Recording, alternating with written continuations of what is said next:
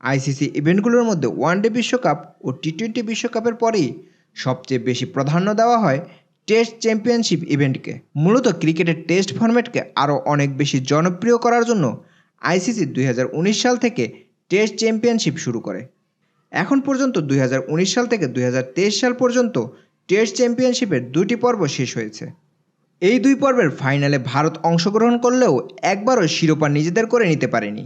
2019-2021 পর্বে ভারতকে হারিয়ে টেস্ট চ্যাম্পিয়নশিপের শিরোপা নিজেদের করে নিয়েছে নিউজিল্যান্ড এবং 2021-2023 পর্বে ভারতকে হারিয়ে বিশ্ব টেস্ট চ্যাম্পিয়নশিপের শিরোপা নিজেদের করে নিয়েছে অস্ট্রেলিয়া। ইতিমধ্যে বিশ্ব টেস্ট চ্যাম্পিয়নশিপের 3য় পর্বের ফাইনালের তারিখ চূড়ান্তভাবে ঘোষণা করে দিয়েছে আইসিসি।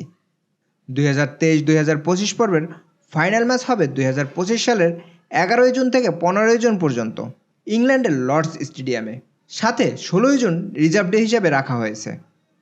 বিশ্ব টেস্ট চ্যাম্পিয়নশিপের 3য় পর্বের ফাইনালের দৌড়ে সবার আগে আছে ভারত ও দ্বিতীয় স্থানে রয়েছে অস্ট্রেলিয়া। তবে ভারতকে হটিয়ে অস্ট্রেলিয়ার বিপক্ষে টেস্ট চ্যাম্পিয়নশিপের ফাইনালে খেলার বড় সুযোগ রয়েছে বাংলাদেশের সামনে। সবার কাছে অবাস্তব মনে হলেও আইসিসির নতুন সমীকরণের পদ্ধতি অনুযায়ী তা কিভাবে সম্ভব তাই জানাবো রিপোর্টের বাকি অংশে। পাকিস্তানের রাওয়ালপিন্ডিতে দ্বিতীয় টেস্টে ঐতিহাসিক জয় পায় বাংলাদেশ। পাকিস্তানকে 2-0 সিরিজ হারিয়েছে তারা। এই নিয়ে দ্বিতীয়বারের মতো পাকিস্তান তাদের ঘরের মাঠে হোয়াইট ওয়াশ হয়েছে।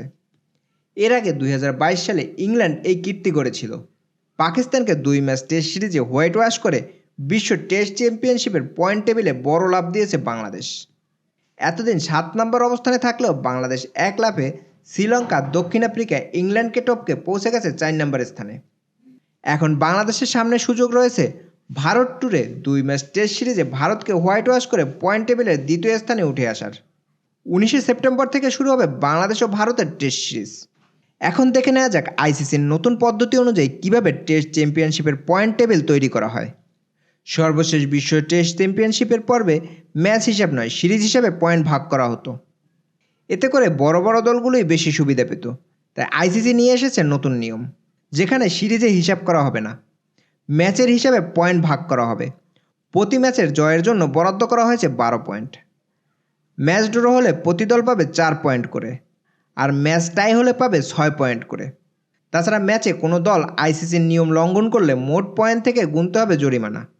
শুধু তাই নয়, ছোট দলগুলোর সুবিধার জন্য পয়েন্ট হিসেবে র্যাঙ্কিং না করে র্যাঙ্কিং করা হয়েছে শতকরা পয়েন্টের উপরে। এর ফলে কোনো দল টেস্টে ম্যাচ কম খেললেও পয়েন্ট টেবিলে কোনো প্রভাব পড়বে না।